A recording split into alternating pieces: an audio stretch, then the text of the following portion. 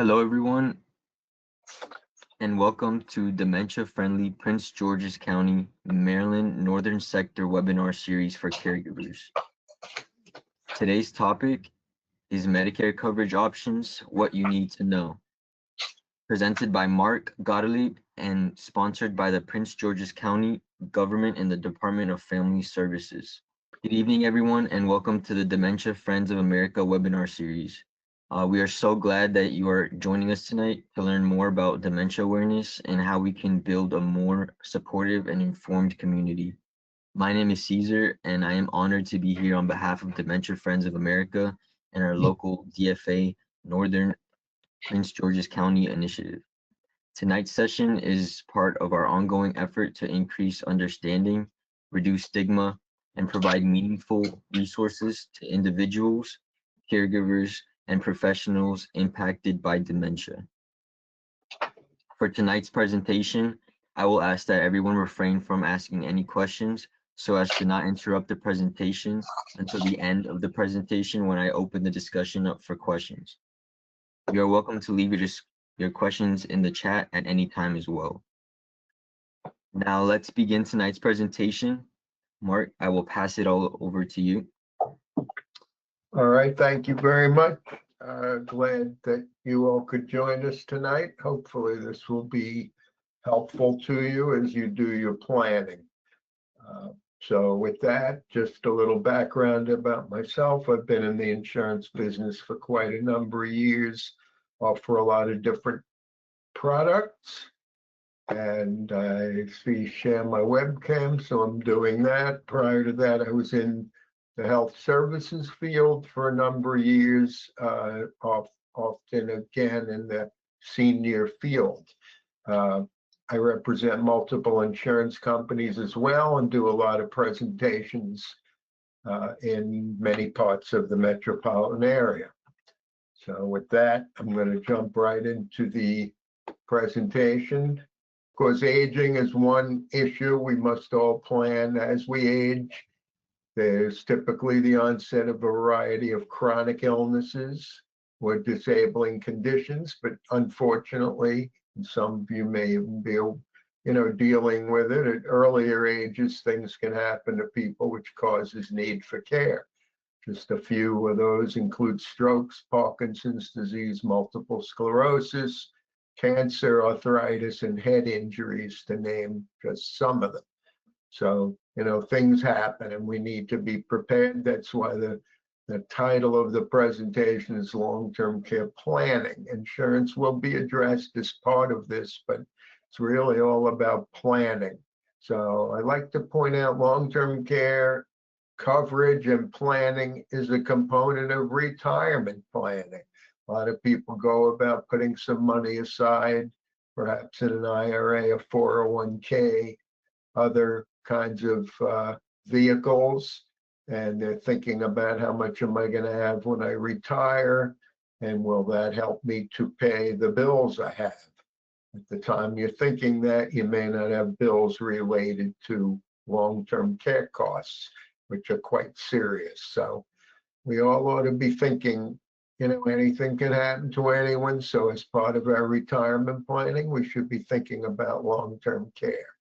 In fact, there are 53 million caregivers around the country, and many of them are in the sandwich generation. So the point here being, it's not as simple as we age as saying, well, perhaps, if you have an adult child who happens to live in the area, that they'll take care of me, not to worry.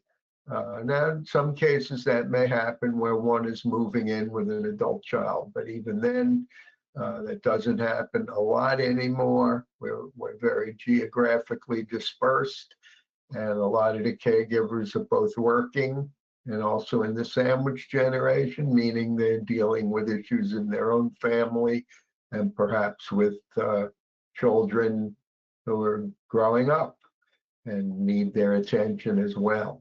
And of course, we must plan for the tremendous costs of paying for long-term care, which we'll get into in a little bit greater depth. So I think these are the issues I'm going to be addressing tonight. But as an overview, are we going to need care at some point in our lives?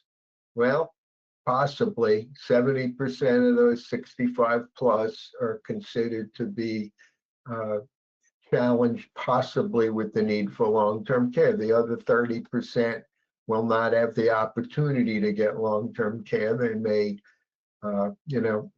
meet their maker, so to speak, fairly quickly and not be around for that long to worry about how am I going to get care? How am I going to afford care?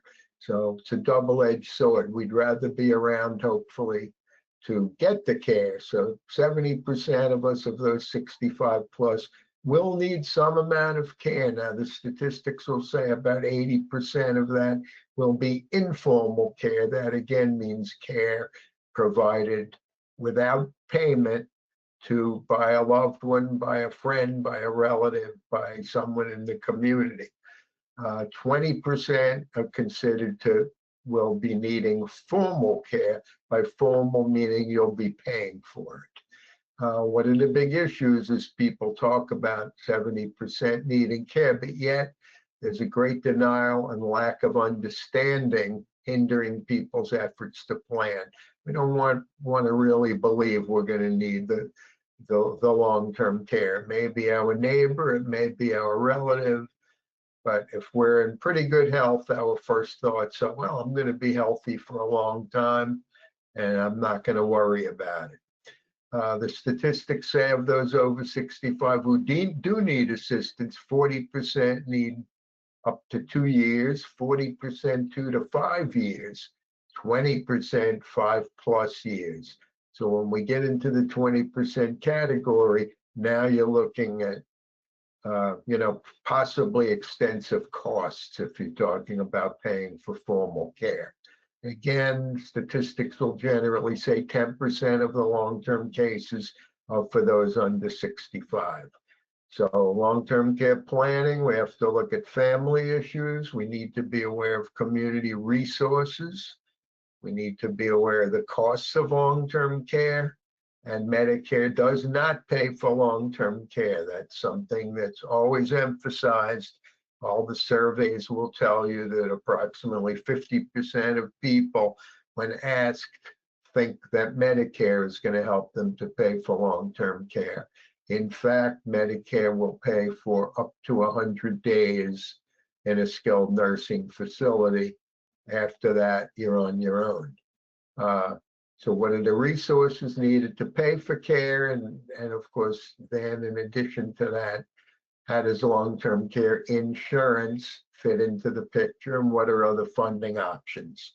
So again, not to belabor the point, there are a lot of family issues involved in long-term care, has a large emotional, psychological impact both on the individual who needs the care and the family members themselves. We need to make sure we take into account the desires of the person needing care.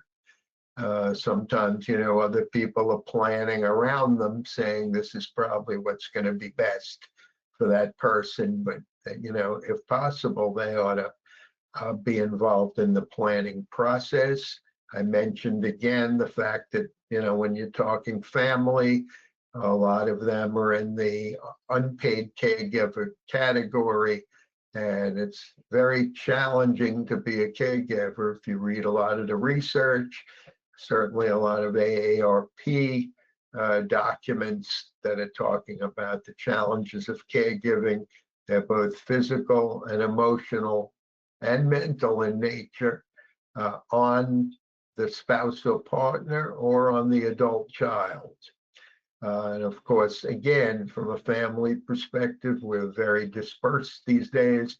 People could be as far as 3,000 miles away in California, some even internationally.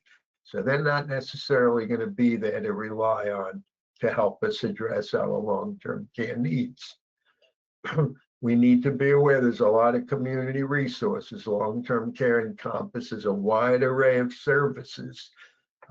Used to be 25, 30 years ago, long-term care meant pretty much nursing home care, frankly. Then home care companies started to get in on the challenges of people living at home who need care. And at that time, we were mostly thinking about those who need skilled care. But in fact, most of the home care now is personal care. There are a number of home care agencies that offer personal care. Several also offer the skilled care, but 95% of long-term care, or for care being paid by long-term care insurance policies anyway, offer personal care. Typically, that is care provided, also known as custodial care, provided by home care aides or nurses' aides. So they're not skilled medical level, they're custodial or personal. There are a number of placement companies out there that will help a person make decisions about moving. So you're living in your home, you realize it's not the best option. Wide range of companies that can help you figure out where's the best place to locate to. There are geriatric care managers. The profession is now reconfigured to be life care managers. In effect, though, they are care managers, and they're helping a person to decide how best to navigate the challenges of long-term care needs. There are law attorneys for state and Medicaid planning. We'll talk a little bit about Medicaid. Insurance and financial providers. I can throw myself certainly into the insurance part of that equation to figure out what's the best way of finding funding. There's something called the Veterans Aid and Attendance, which provides assistance. I'll talk about that a little more down the road when we're talking about the different sources of funding.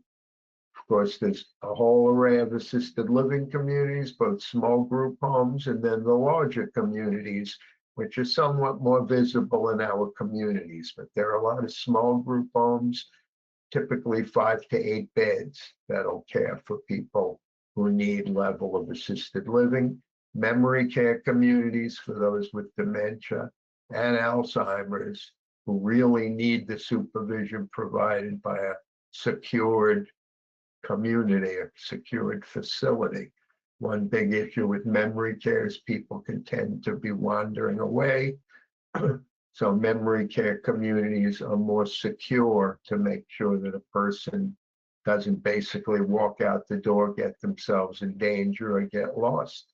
There is hospice care for terminal illness, last phase of life typically. Now that is covered by Medicare. That's the one category that Medicare will cover. And there's a whole range of other resources. There are companies selling, providing durable medical equipment, all types of different technology, doing home modifications, providing transportation, etc. So all of these are part of a comprehensive plan when a person needs long-term care. So just briefly, big challenge, what's the type, level, and duration of care we're going to need? And that's really the great unknown. That's the big challenge. I may have a certain amount of money set aside. Will this protect me enough? Well, that's going to depend on which level of care, which type. Do I need home care, assisted living, nursing home? What amount, intensity, or level? What's the duration? That $100,000 I have put aside may last me for a year. If I'm only using a little bit of home care, it may last me a few years. What happens if I need it for longer, or if I need someone to assist me 4 hours a day, 8 hours a day, 12 hours a day, etc. So, and it's unknown. That's the great challenge of long-term care financial planning. So again, you're going to need money for home adaptations, equipment and supplies. Even incontinence supplies can run into the thousands of dollars a year. Home care right now is really running around $35 an hour. So that's serious business. Even if you're talking about 4 hours a day, it's $140 a day, multiply it by 7 days, and then around, in the course of a year, you're looking at least 50 grand right there. Adult daycare, the best deal in town, 75 to 100 and a quarter a day. Basically, a person will be living at home, will go to the adult daycare center for the day, be taken care of, get a meal, get some medication management, some socialization, return home at night. Assisted living communities can go anywhere for a small group home of $5,000 all the way up to about 15,000 a month. So it's a lot of variations. It depends on affordability, depends on how many amenities, the amount of assistance, etc. Nursing homes, pretty much 9,000 to 15,000 a month, depending on the environment you're in. Memory care, same. So, and these are monthly. So I think everyone can understand long-term care financing can be quite a challenge. If you're considering self-insuring, some people say, I don't want to spend for long-term care. I'm not interested in long-term care. I've heard it's too expensive. I'm just going to self-insure. Of course, not knowing what the potential costs are going to be down the road. How long might you need care? We don't know. Expectations for growth of investments? We don't know. Are there going to be increases in investments or asset value, not only over the long term, but when a person is going to need to take the money out of an investment, for instance, to pay for care? At what age are you expecting to need long-term care, if at all? What if you need it sooner? I've had plenty of people tell me I'm 65 years old, I'm going to put a certain amount of money aside for X number of years. It's going to grow by Y%. And by the time I'm 90, it's going to give me enough money to help me pay for long-term care. Okay, is that money really going to grow by the amount you're hoping it's going to grow? And, what a care cost is going to be 20 or 25 years down the road. There's going to be inflation and cost increases. And what if you need care sooner? Well, I started saving money at 65. At age 72, I had a stroke and I needed long-term care. How much money have I saved in 7 years? Is that really going to protect me for any significant amount of time? So these are all things a person needs to think about when doing your long-term plan. Be aware of post-tax dollars as well. Some people say, well, I have $100,000 in my IRA or my 401k. Okay, remember that's pre-tax money. When you take it out, it becomes post-tax money. The 100,000 may end up being 70,000. So you're not necessarily going to have what you think you had by saving ready to pay for long-term care until after you pay Uncle Sam, so to speak. So what are some of the different financial resources and sources of money to pay? Well, obviously, number one, assets and income streams. Do we have a pension or not? What kind of Social Security do we have? We have any annuities, 401ks, IRAs, cash value and life insurance, etc. Are we planning to sell the home? If yes, the money from the sale can pay for assisted living, assuming you've paid off your mortgage or a significant portion of it. However, you may want to remain in your home. It seems that, at least 80%, according to surveys, say, if I need care or I'm infirmed in some way, I just want to stay in my own home. That's where I've lived. That's where I'm going to be most comfortable. Okay, well, then you're not going to be selling your home and using that money to move into assisted living, but you may want to look at something like a reverse mortgage where you can get some of your assets that have built up in your home, assuming that you own a home or a condo, whatever, and get some of the money out via a reverse mortgage. Medicaid does pay on two bases for long-term care. One's a home care waiver program for lower income people. Okay, Medicaid is designed to help people with lower income. So There are some programs, some community programs where you can apply and get some amount of care in the home. The amount it's going to be remains to be seen. And frankly, given the Medicaid cuts we're about to experience, given the new bill, should I call it the one big beautiful or one big ugly bill, these waiver programs can definitely be impacted in that situation. The other thing is Medicaid, again, up to now has paid for nursing homes once you've spent down. So there are two ways Medicaid can get involved in paying for care. There are veterans benefits. If you are a veteran, sometimes the spouse, the homebound, and for caregiver assistance. Again, how many funds are going to be available? We're not quite sure. You know, you're battling with the mainstream of people who are veterans to get access to those benefits. As I mentioned, there's specifically the aid and attendance program. If you're a veteran of foreign wars, starting with World War II, the Korean War, onward and upward, you can get some amount of home care and assisted living money out of that.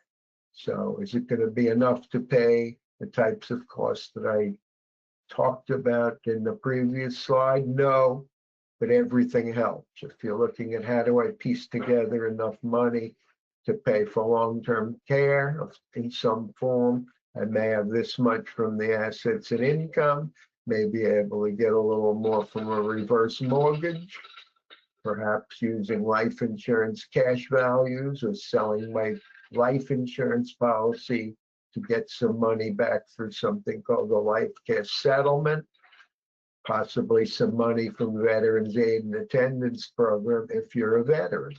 So there are a mix of ways a person can try and find money to pay for care. Then last but certainly not least, long-term care insurance and other related products. And in a lot of cases, people are buying some long-term care, again, to be a complementary piece to some of the income coming from these other areas. So we'll go into long-term care insurance a bit. It's sometimes still pretty well misunderstood. Long-term care insurance basically is insurance where you're paying a premium or repositioning some money in exchange from an insurance policy that will pay for levels of care if you're defined as needing assistance for 90 days or longer. If you go in and have a hip replacement and you need, 2 to 4 weeks of some person coming to your home to provide some assistance, that will not be defined as long-term care. That's to be something more significant. The triggers for accessing the benefit, if you either already own a policy or you're thinking of buying one, is triggers, meaning what will get the insurance company to pay the benefit. One is the need for assistance in performing 2 or more activities of daily living. They're listed right there. And or the need for assistance or supervision due to a cognitive issue, dementia, Alzheimer's, typically what we would consider cognitive issues for which people are using their long-term care policies to pay for care. I say and or because you may need assistance for performing activities of daily living, but cognitively you're great, or vice versa. You may physically be doing great, but you have cognitive issues, you have problems reasoning, you're somewhat of a risk to yourself. There are issues when people have dementia or Alzheimer's, for instance, in terms of navigating their daily life in which they need to have someone to provide supervision and assistance. So, why are some reasons to buy a long-term care policy? Security and peace of mind. Certainly you feel good that, hey, I'm going to have some money to help me when the time comes.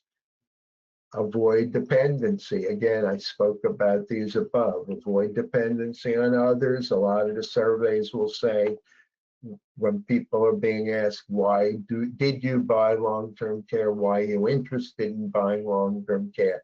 I want to avoid dependency. I don't want to have to call my adult children or other people that I know to try and help me take care of myself. I'm proud and I want to remain independent, at least in the sense that I don't have to call on others. It actually prevents significant others from the stress of caregiving. People may not fully understand the difficulties involved in the caregiving process. Perhaps some of you in the crowd tonight are caregivers and you will understand this better than most. So it can create family harmony. You're the typical scenario, adult child is coming to see the parent, and instead of being the caregiver and going through that stress, they're trying to know their loved one is being taken care of and they can spend more positive time together. When you're dealing into an arrangement of buying a policy with an insurance company, you're transferring the financial risk from the possibility that you'll have to pay a certain amount to the fact that the insurance company will be paying it.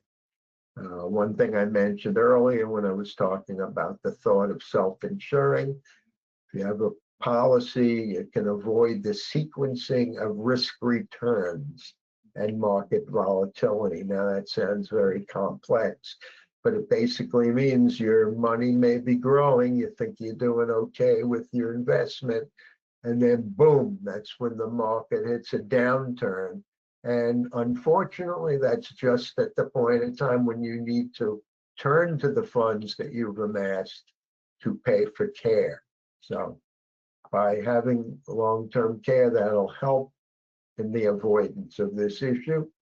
You're protecting assets, so you have a certain amount of assets. You're saying, I'd like to have it for my spouse, my partner, my adult children, my grandchildren. I have it kind of set aside. Well, that may be gone if you don't have long-term care and you need to be paying for long-term care out of pocket. Choice as to how and where care is received. Obviously, that's how it is. Choice is always, involved in anything we buy. If we have a little more money, we have a little more choice of what we buy, where we get it from, etc. So in effect, being prepared are reasons why people look at long-term care. Why not wait to buy? Risk of experiencing any illness or disabling event. I mean, that's classic among them. I've had a lot of people that I've worked with, and that the decision keeps getting pushed down. I have other expenses. I really don't want to be bothered right now, but as soon as I pay off something else, I'm going to use that money to pay for long-term care insurance. Question is, for how long is that going to be? And are we going to be lucky enough so that when you think you're going to be ready to buy a policy, lo and behold, you went to the doctor and you found out you have a certain diagnosis that will eliminate you from consideration for getting a long-term care policy.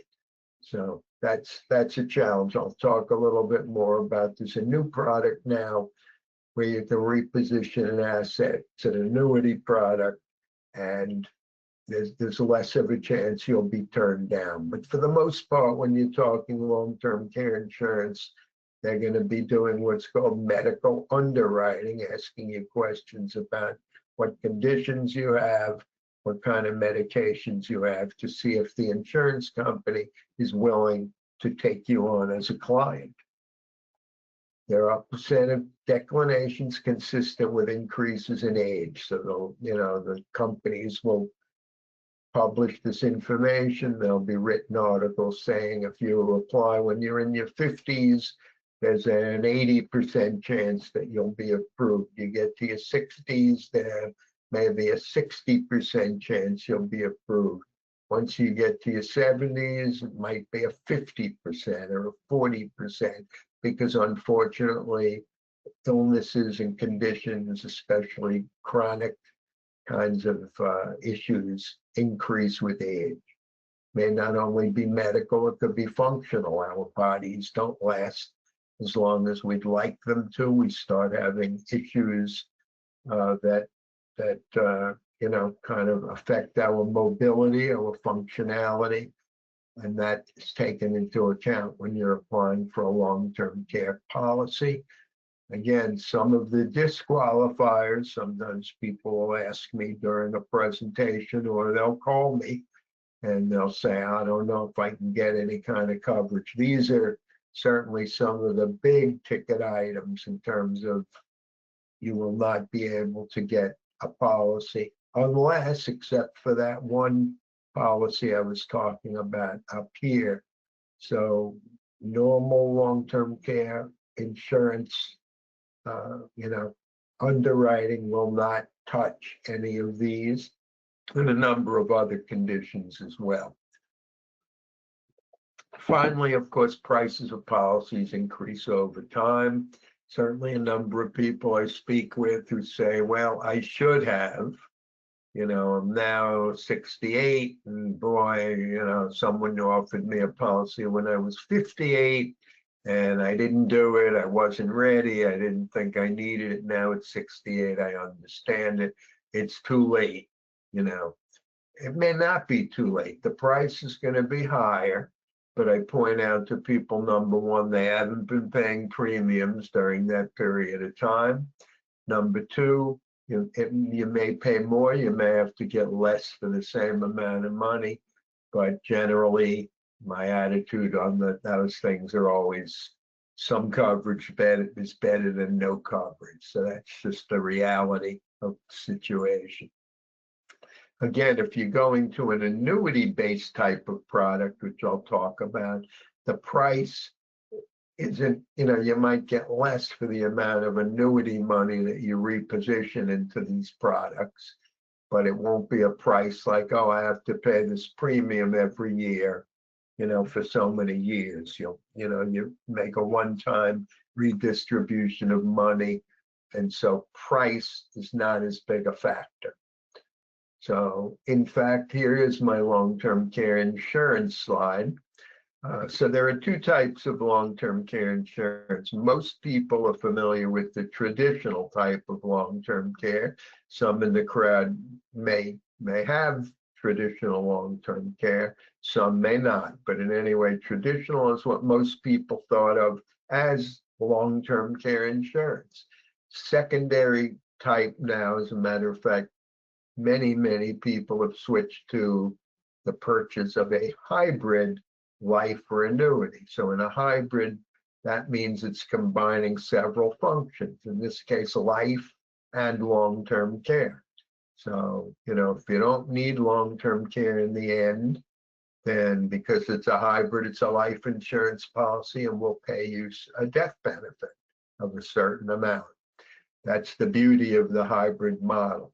The traditional model, you're looking at what are the issues, and these apply a lot to hybrids too, but I'll explain the difference. So if you're looking at a traditional policy, you're going to say, this is my age, here are my health issues, how much of a benefit do I want, and for what period of time? Any riders do I want? Some people, if it's a joint policy with a spouse or legal partner, you buy something called shared care, where you could basically share that pool of money. That's good, certainly from the point of view that if it's going to end up that one person didn't need care, the other did, with having the shared care rider, you'll be able to access that whole pool of money to pay for care. If you bought separate policies without shared care, one person didn't need it or passed, the other person would be left with their pool of money, but not the full shared care pool. It's also something called elimination of waiting periods. So, this is typical language. If you speak with anyone who's talking about long-term care policies, what is my elimination? Meaning, how many days am I going to have to get care or wait until the policy kicks in and pays for my care? Okay, so you have to be aware of those elimination periods. I'll talk about that again at the end.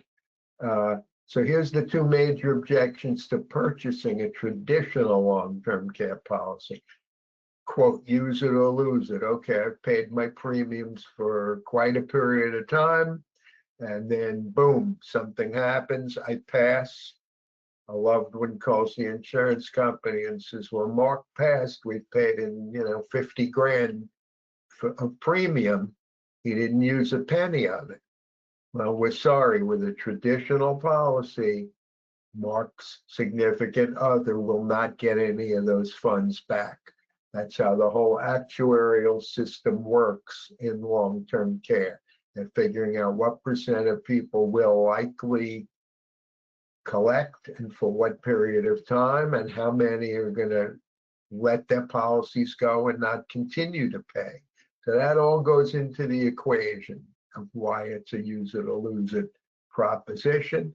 Secondly, for anyone in the crowd who does have a traditional long-term care policy, for those a little bit more advanced in age who possibly bought traditional, and that was all that was offered till about 10 years ago, you are subject to future premium increases. Now, they can't be done on an individual basis. They can't call up Mark Gottlieb and say, we found out that you had a mild heart attack or stroke, or you now have diabetes, so we're going to ask you to pay more money. No, it's an across-the-board increase for either an age class or a geographic area.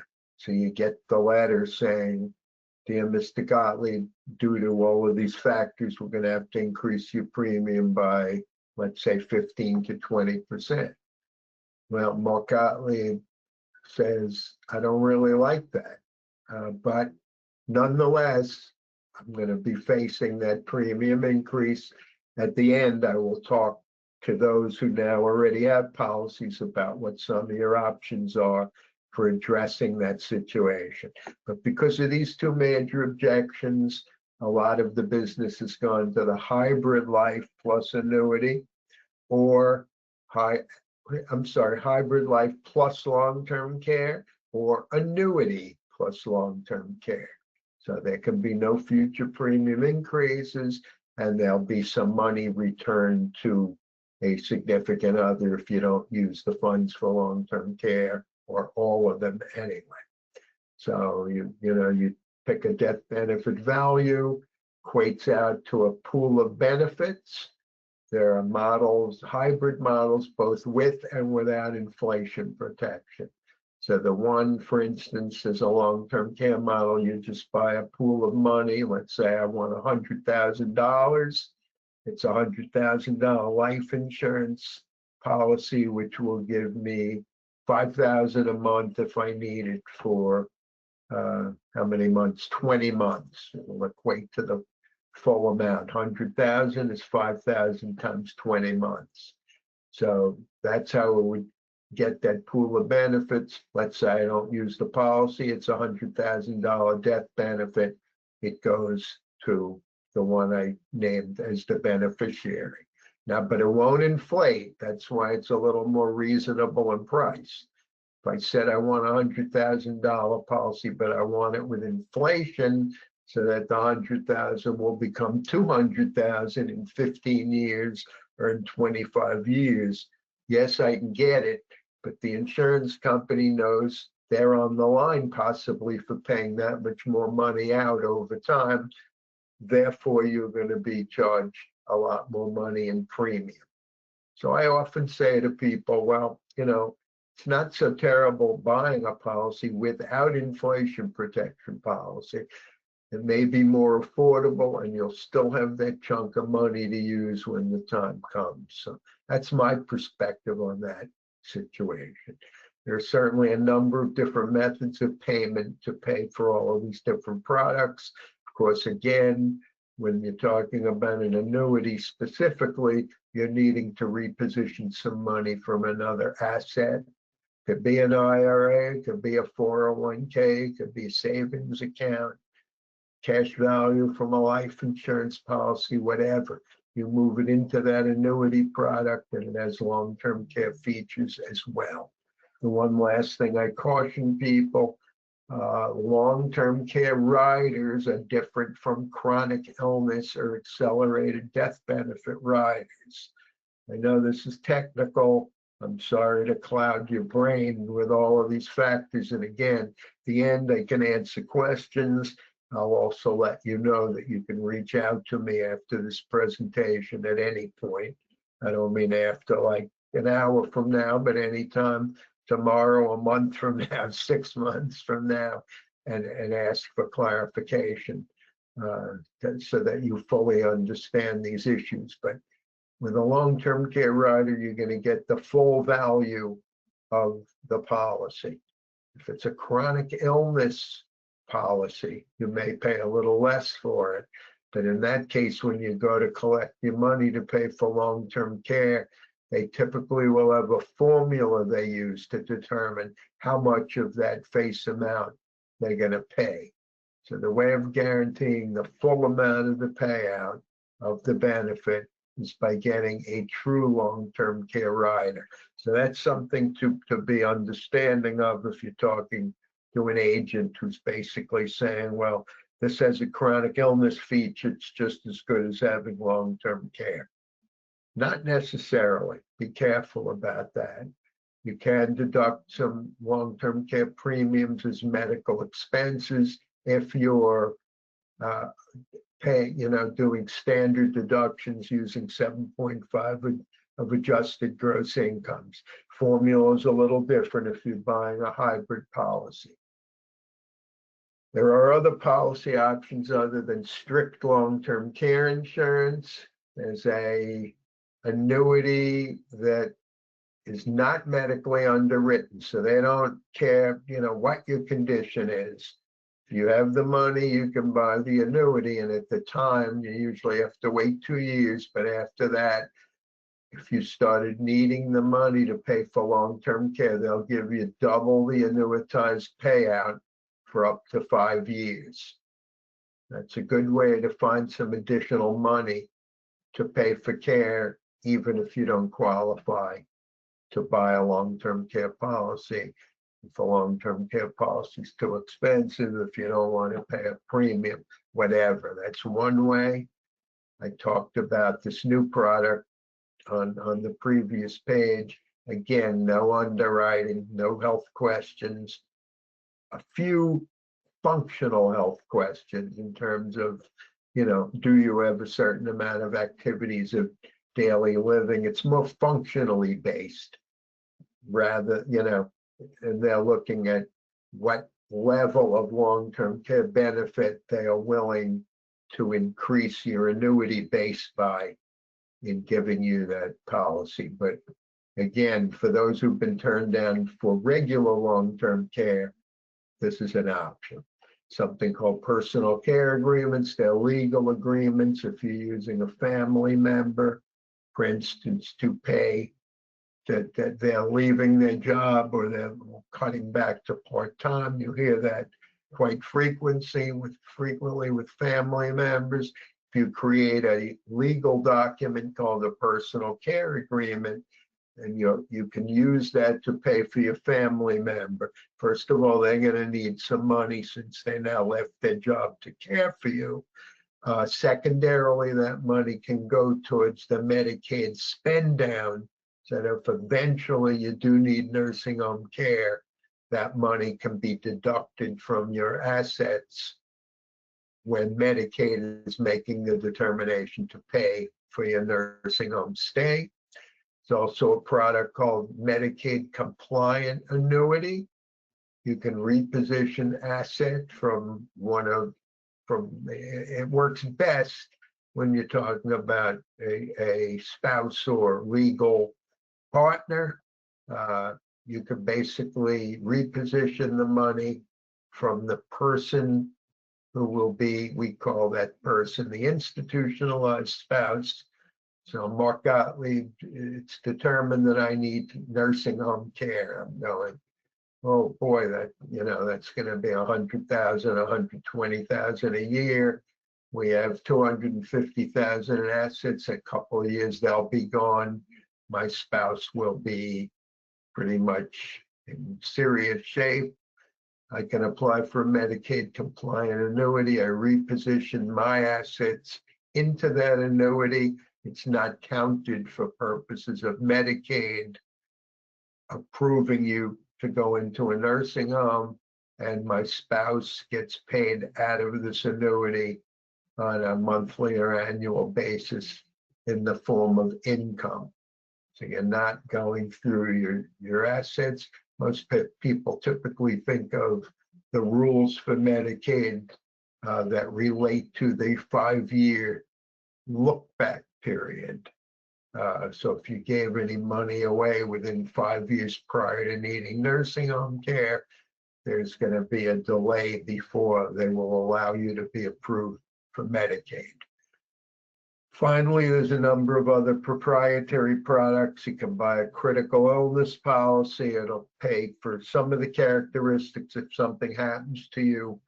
As defined as a critical illness, it will pay you a lump sum of money and then use that to pay for some care. Typically, it'll pay for some home care anyway. It's a product called Recovery Care from one of the big companies.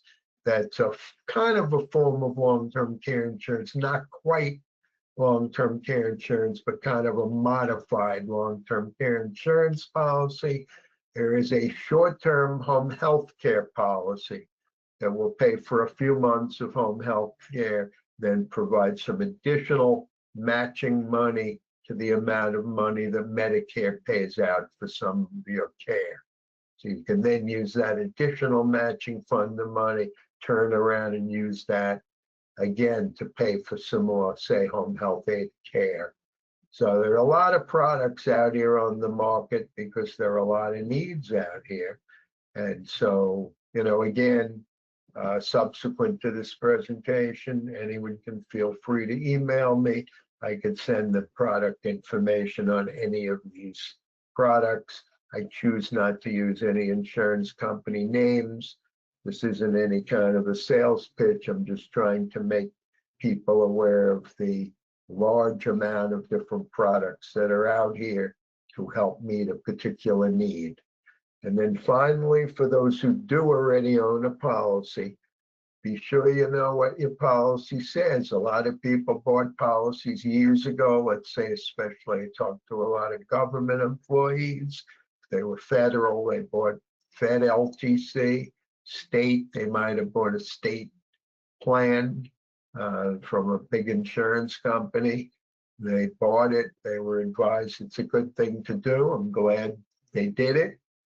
They may not know how much benefit they bought. They might have said, this is expensive, but I'll buy a little. Well, as we age, we better start being aware of what exactly did we buy? How much is in there? Has the policy increased in value? I don't remember. I bought it 20 years ago and it's sitting in a drawer somewhere. Get it out, figure out, I don't know if you're still paying for it. If you are, you ought to figure out what amount of money is in that policy at this point. If you had inflation protection, you bought a certain amount of benefit and it's now 20 years later, that benefit should be worth a lot more. So you can be aware of what you have should you start needing care.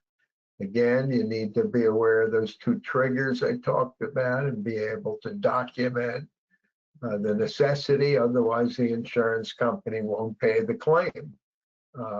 Again, check out your outline of coverage. For instance, that different policies, and even from the same company, you might have two people may tell me they bought a policy from the same insurance company, but in a different time frame. The outlines of coverage changed. What type of home care are they paying for? Are they paying for just the activities of daily living or also what's called the instrumental activities of daily living, IADL? Who can deliver it? Does it have to be a fully licensed person? Can it be just anyone who is deemed to be a home care aide? Some of the older policies said you could have, quote, an informal caregiver. You had a friend who's healthier, younger, you want them to be your caregiver. With some of those older policies, you could pay them. Not many anymore, that's for sure. Almost all the policies are now licensed and certified home care agencies, licensed and certified by the state. Again, what elimination period do you have? That means how many days you're going to have to pay on your own before the insurance company begins to pay for your policy. How does the amount of coverage fit with your plans and needs? Figure out how much you have. And is that, again, we don't know if it's going to be enough, but we should have a contingency plan if it's not a tremendous amount of value. Think about how else are we going to be supplementing it, given what else we have based on assets and income. And finally, if you're facing premium increases, again, a lot of us, a little more advanced in age and might have bought a traditional policy, which means they can come back and say, we need to be able to increase your premium for the following reasons. And then they'll give you a choice of, you can keep the same premium if you don't want to pay more, but if you keep the same premium, we're going to decrease the days or years of care that you've been paying for. Well, that's not a good trade-off in my estimation, typically, unless the level of premium increase is going to be, really high, double the premium, something like that. If you're talking about a 20% increase, which is going to amount to, $500 to $800 a year, it hurts to have to pay it. But if you give up a year's worth of coverage, it could be a 3-year policy, but let's just say even if you lose that 1 year of coverage, let's say it's worth $200 a day times 365 days in a year, you're going to be losing $70,000 of benefits to save $800 in premium. So be very careful about what you agree to. Likewise, decreases to accrued daily benefit. I bought this policy, it had inflation protection, and at this point I bought it for $150 a day. It's now up to $250 a day, but I don't want to pay the premium increase. They'll take my $250 a day that it's now worth down to start, this is all theoretical, down to $220 a day. So I lost $30 a day of benefit, and that will be for the length of my coverage. $30 a day times 365 is what? $10,000, something in that vicinity. You're now talking about 3 years worth of a loss of benefit. Be very careful, do the math. The best alternative that I ever see is typically only the type of inflation protection. So the policy's grown for a number of years. You're at this point, okay, I'm willing to go from 5% compound inflation down to 3% compound, which means it will not grow as fast, but I'm not losing anything off the amount of coverage that I've now accrued. That's just an example. So that's typically what I find to be the best option for those who already own a policy. So I've thrown a lot at you. I'll certainly be willing to take questions. Here's my information. Write it down or check with Caesar, to get this information. And I don't charge anything for people to call up or email me and ask clarifying questions for some information, for illustrations, whatever the case may be. Thank you so much. And just a reminder to everyone, if you missed any previous sessions, all past webinars are available on our YouTube channel. And we encourage you to subscribe so you never miss any future presentations. And we also invite you to please complete our short feedback form to let us know about any topics you would like covered, speakers you would like to hear from next, or just any suggestions for future programs. All right, and with that, thank you everyone. Have a good rest of your night. Thank you again, Mark.